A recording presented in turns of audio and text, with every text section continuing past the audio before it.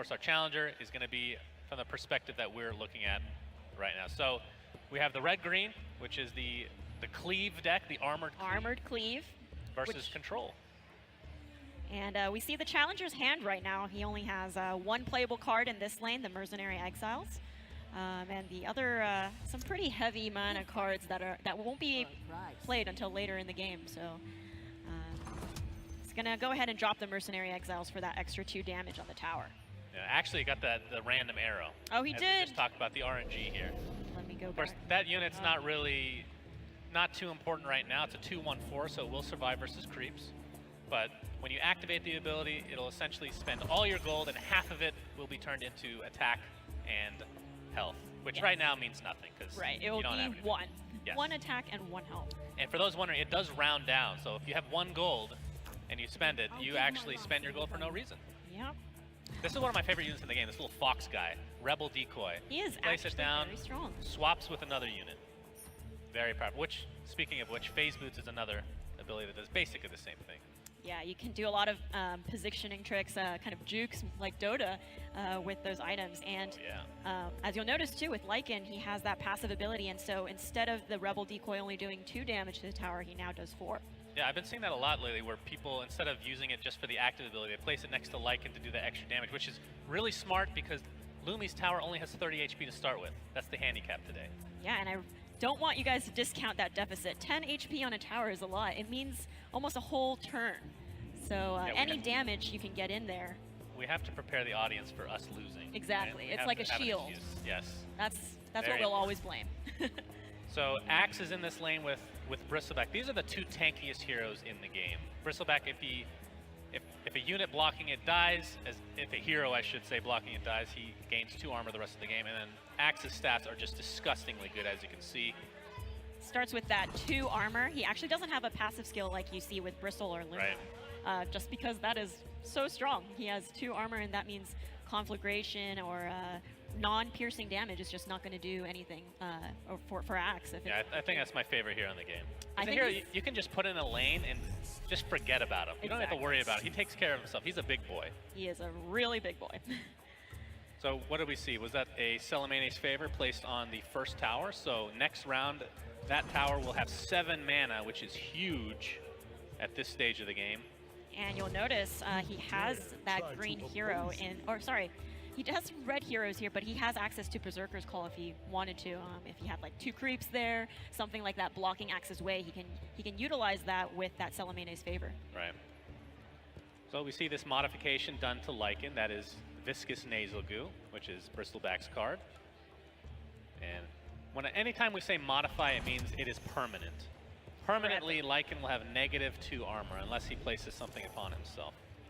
Yep, that means when he dies, he's still going to be gimped. By the way, okay, teleportation scroll. I want to talk about this for a second. So if you guys are playing in this tournament and you see teleportation scroll, more times than not, you're going to want to buy it. It is super worth the 3 gold. A lot of times your heroes just feel like they get stuck in a lane. Like, being able to mobilize from lane to lane is probably the most powerful mechanic in the entire game. And obviously, we talked about Blink Dagger many a time, going from one lane to another, but TP Scroll, extremely powerful as well. Absolutely, and I think when you first start playing this game, you kind of undervalue the TP Scroll. You're like, why would I want to move my established hero somewhere? But that is basically works kind of like rapid deployment, where you can immediately choose where that hero is going to go. You don't have to wait for that fountain turn in case they die. So there's actually a pretty cheeky play here. Watch. Ooh. If you poise to strike Axe, you'll gain 4 damage. Which he's not going to do. He could have done that, and then Berserker's Call would have killed every single unit in the lane. That would have been devastating. And Axe would have survived. And Axe would have survived with that 2 armor. So yeah, that is definitely a good combo to have considered there, especially with the 7 mana that you could have utilized from the Celemane's favor. Celemane. Which we did see. So the one thing that a lot of people come to me and ask the differences between cards that are played. So forget about items for a second. There are spells, there are improvements, and there's creeps. The improvements are what kind of get people. Improvements can be played onto any lane as long as you have a hero of that color in the lane that you're casting it. Yes. And there are some spells that will be allowed to be used in multiple lanes, but essentially you'll be able to see at the top left of the card, it'll have arrows pointing left and right. Right, and it's always worth noting if you have an improvement and you play it in a lane that's, that hasn't gotten a turn yet this round, you'll have the effects of that improvement for that lane. So you essentially get an extra turn with it. So Ventriloquy is a 1-mana blue spell, was placed on that creep, essentially just taunts. So every enemy neighbor will be attacking that. As a result, Luna did live. Yep, and that Ventriloquy can be used on anything. So just kind of like a warning in advance, if you wanted to, say, have one of your own creeps, like tank everything, that's also an option. If you wanted everyone to hit a certain enemy, that's also a play that can be made as well. Oh, ooh. I was just going to say, all you need is 1 extra damage because of that -2 armor. Ventriloquy will proc the static field passive of Zeus and get that easy hero kill. Oh, interesting. So our challenger used a poise to strike, but he was going to kill that creep anyways. Yeah. Probably better holding on to that spell, but that's when you're first playing Artifact, you kind of see those blue highlights around your cards and you're like, I gotta play this. Gotta play it. It's blue, I gotta click it. Yeah, I think that's a very common thing that we see from the newer players. And the heroes being placed this time around looks like, is that Lycan coming in? Or is that for next round? I think that's for next round, yes. So no heroes deployed for now. All right, well, you remember that move that I was talking about? Oh, he yeah, can do it again. Still looking real good. He doesn't even need the extra damage. Oh, now he's not going to be able to kill Earthshaker, so. And he has the initiative, so he can choose to do this right now and kill, here. 2 of the 3, it's good enough. 2 of the 3, It's good enough. And the Mercenary Exiles will take care of the rest. That's right. After getting that extra 5 gold plus the creep, you can just spend it on the Exiler if you really want to. Which I think in this deck it's fine. You're not trying to save gold. He's going to put down the Ogre Conscript and say, this is a really powerful creep. 6 mana, 7/2/7. Essentially won't take any damage from creeps. So you can, one of those units you can just leave in the lane. Yeah, and if we look at Lumi's hand right now, he has 2 Eclipses, and that's going to be a lot of Eclipses just kind of like tanked onto this creep. So if he wanted to consider casting that into this lane, he has to factor in like 3 extra charges just hitting that Ogre. Yeah, you have to count your charges, and of course, to gain charges is what just happened. The Lucent Beam at the beginning of the round from Luna. She will likely die a horrible, horrible death this time around. Everyone hates her. Look at them. So here, when you're playing, of course, you see the Eclipse. You can keep track of your charges at the bottom. It'll deal 3 damage 5 times to random units. And in this lane, see, we need 1, 2, 3, 4, 5, 6, 7, 8 to kill everything guaranteed. You could take the gamble as well. You could. Problem is 3 units are attacking Luna. And may as well kill her now. Get that tower damage in. That's nothing to laugh about. 16 damage to the tower puts Lumi at just a mere 6 before it pops. It's tough, and that's the Fountain Flask. For 4 gold, fully heal any unit, so Pugna is super healthy. Yes, and that's actually a good preemptive play I think I see a lot from turn 6 as well. Turn 7 is when Zeus's signature move is going to be a threat. That's 4 piercing damage to all enemies in all lanes. So if you have an ally who's at 4 health or lower, you might want to consider healing them right before mana 7. Yeah, and this is the turn. This is the time to use it, in theory. The problem is, the middle lane for Lumi is lost. Yes. I don't think there's any salvaging that. The third lane, of course, is going quite well. See if the challenger wants to do anything about that. He's going to put the Lycan in the first lane, though. Probably the right choice. I think that's a good choice as well. You have Earthshaker with Fissure, as if you're Lumi. So that'll stun the enemy neighbors right now, which include the Ogre Conscript, the Mercenary Exile, and Axe. Yep, Lumi does have initiative as well, so he can go ahead and use that spell first just to make sure that our challenger doesn't have any access to his red cards. That's right. So stunning units, like you just said, it's kind of like, so silencing prevents you from casting as well, but stunning disarms in addition. Yes. So it's like disarm and silence together. I just figured that out of my head. There we go. Yeah, so that's just to clarify too, like if he had a Keenfold Musket and wanted to equip it on Axe, he couldn't actually use it because Axe is stunned. That is correct. Yeah. Could still put it onto the Lycan if he really wants.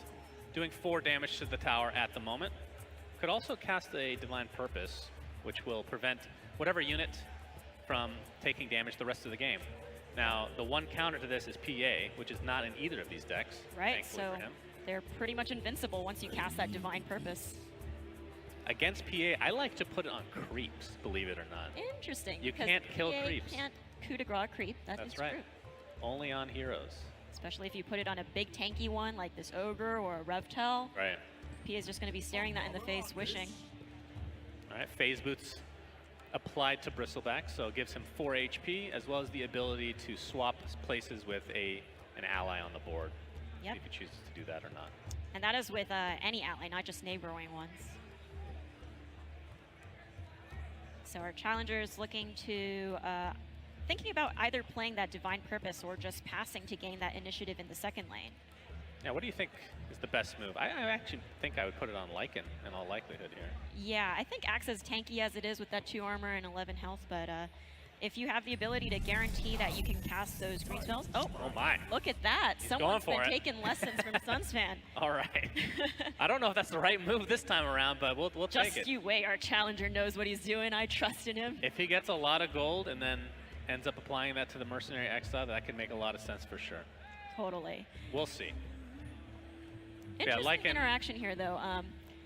If you cast Eclipse and they go onto the Mercenary Exiles, and they just keep going on there, that could be a factor for kind of chumping that Eclipse, right? Because it's not taking damage, and it's still... It could literally take every beam, in theory. So Echo Slam was used.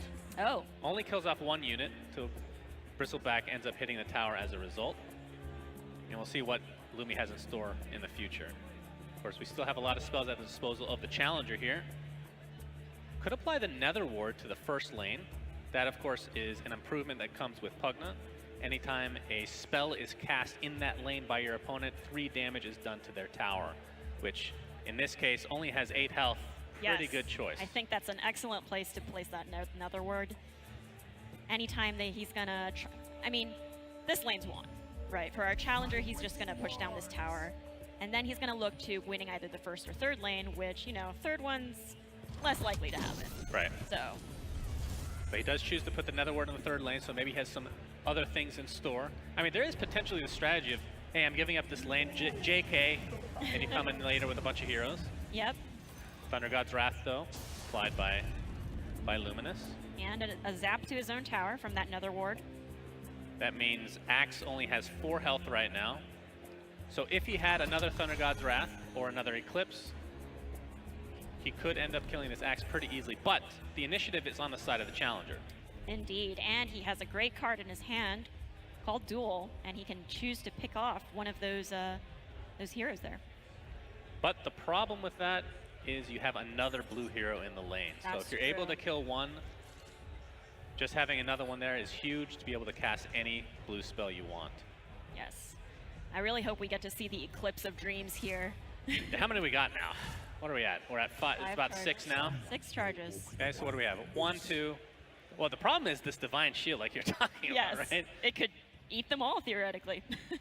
But aside from that, you would need 1, 2, 3, 4, 5, 6, 7, 8 to kill the other 4 units. It's a lot of charges. So we're not quite there yet, but it could still be value to kill Axe, because all you need is 2 beams to hit him. Yes. And even this creep for that matter. The Ogre Conscript is doing a lot of damage to Luna right now. Totally, and he does have that tower barrage as well. If you wanted to lower everyone to a small threshold, but then he won't be able to cast Eclipse. Oh, yep, All right, we're gonna Challenger start. goes for the duel, but it's not gonna be quite enough because Bristle has that 1 extra armor, even though you saw that 7 health there. 1 damage was blocked, so Bristleback is now at 1 health. That is Axe true. is unfortunately dead. That would have been a good choice to take out the red hero, because obviously it's very difficult to take out the both blue heroes, but taking out the red one means you can't play any red spells, which we see that there is a very good card. A very good card. I don't know if he wants to play it right now. This might be for later on. It's definitely, well, he's already made his choice. He's done a cunning plan to switch over. All right. Trying to draw a card here, because cunning plan also draws you that extra card on top of swapping your units. And that blocks LC, so no more damage being done to the tower aside from the creep. And here comes Here's the the Eclipse. Let's go. Oh, that's Mercenary 1, creeps. 2, 3 onto the creep. Oh god, that feels so bad. That would have been enough to kill Legion had it gone on her instead, Yes. but the next level plays from our challenger, putting that Divine Purpose on the mercenary creeps, and it went ahead and tanked 3 charges. Now, just imagine if the we just talk about the power of Netherward. Yes. If it was placed on this first tower, Yes, that would have did he been cast 3 spells or 2? devastating. He casted think Cunning 2. Plan and Eclipse, so that tower would have been at 2 health. That's right. You might as well put 1 there now, though. Like, it doesn't hurt. Yes. It just dissuades the Challenger, enemy. yes. Okay, there we go. There it is. Phase Boost, of course, does not count as a spell. It's just an item. Something I don't even think we talked about, but you see these little things at the top of the hero. This is for attack, armor, and health. You can only have 1 of each respective item applied to 1 hero. Yes. You do have the option of replacing items. Should you hate these phase boots later on and want, like, something else, you will get a little warning that asks, are you sure you want to do this? And you can override the item as well. How could you ever hate phase boots, though? I know, that's just a waste. That's the dream. It's so valuable. What is it, 7 or 8 gold, 4 health, able to swap units. It's so good. Really great item. Well, Lumi not doing enough damage right now to kill off this tower. Of course, Thunder God's Wrath was used. Gets another zap to the face, though, but he's at 16, and there's no heroes here. He doesn't feel too threatened. Right. He'll take that out pretty easily next time around. But with that, it not only gets the 1 kill on Farvon the Dreamer, but you also have 1 health remaining on LC, which means actually she could die. The lucky beam. She could die to the passive Lucent Beam at the beginning of the round. There is another creep coming into the lane for our challenger, so it's going to be a 1 in 3 chance that Legion just dies, or 1 in 4 now if our challenger puts our Lycan there. Is he feeling it? That is the question, my friends. Luna. That's a lot of heroes at 1 HP. LC, Earthshaker, and Bristleback. Yeah. Zeus is, Yeah, Zeus would be so valuable in this lane right now. All right, who's feeling it? 1 out of 4. The mercenary creeps, tanks it for the team again. After the cards are spawned, we're gonna get that Lucent Beam. Oh, you're right. On to that very. How much damage has this creep taken this game? Insane. I'll get their attention. Telling you, that's the next level play. We have the Rebel Decoy being placed. Unfortunately, the arrow goes over to the creep, so it's not going to be extra 2 damage to the tower. But Lumi has to be careful still, because every spell he casts is going to do 3 damage to his own tower because of that Nether Ward improvement. Yeah, this is super rough. We're going to see Time of Triumph, so this will give a ton of stats. Let's just put it that way. Yes. To all your heroes permanently. So 4 damage, 4 armor, 4 health, 4 cleave, 4 retaliate, and 4 siege, I believe. Indeed. But Lumi is going to have to be really careful about any more spells at this point, because our challenger can already threaten him with another Smeevil. It's going to put another 2 damage to the tower, and that means any spell Lumi casts is going to kill him. He actually, I don't know if I want to say, but he actually had lethal. Oh, did he now? So you have 8 mana. You can place Prowler Vanguard and Smeevil Blacksmith to the side. You get the 2 damage from Blacksmith, and then, yeah, with Lycan, you can swap it out. But unfortunately, you got the arrows now. Yeah. Won't be getting it this time around. It's really close. It's going to be at 1 HP this round.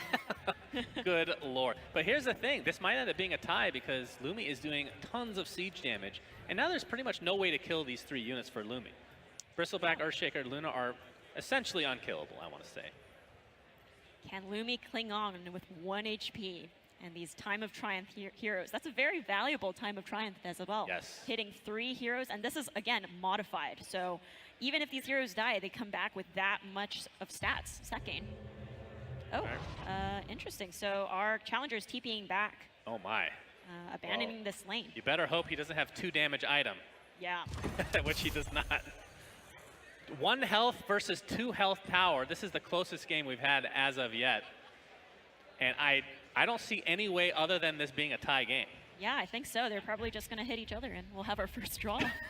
Unless Lumi kills himself with the Nether Ward. That's always a possibility. Tries to be... I've forgotten so many times with this thing. It's very deceptive, you know? It's especially since it's not on your side of the board. You think you have all your cards in your hand, but that Nether Ward's tricky. All right, there is the Thunder God's Wrath. Killing off a hero in the mid lane and doing damage to himself. He's fine with that still. He's going to pop this tower and claim 1 for himself. Yeah, there's literally nothing that can be done. Am I not seeing this? I this think is that's a tie it. game. This is a tied game. Because you've got the siege from those 3 heroes. No matter what our challenger does, even if he tries to block those heroes, that siege is going to go through. And there's only 2 health left on his tower, so... The only way that this can be salvaged for Lumi to win is to somehow block everybody else, because remember, playing minions does not do damage to your tower. It's only spells. Right. Can't cast any spells. So he just needs to remember. He needs 3 minions. No, I'm sorry, 2. He needs 2 minions. 2 minions, We got an arrow here. Unfortunately, I think the blue-red deck doesn't have too many minions at its disposal. Right. Currently in his hand, he has a 0. whopping 0. Yeah. So he has to just sit there. He cannot play any spells. If he plays a single spell, he loses. There we go. Tie game. Our first draw of the matches. Congratulations? Yes. Is that what you say after a tie game? Congrats. Yeah, let's give it a hand for our challenger.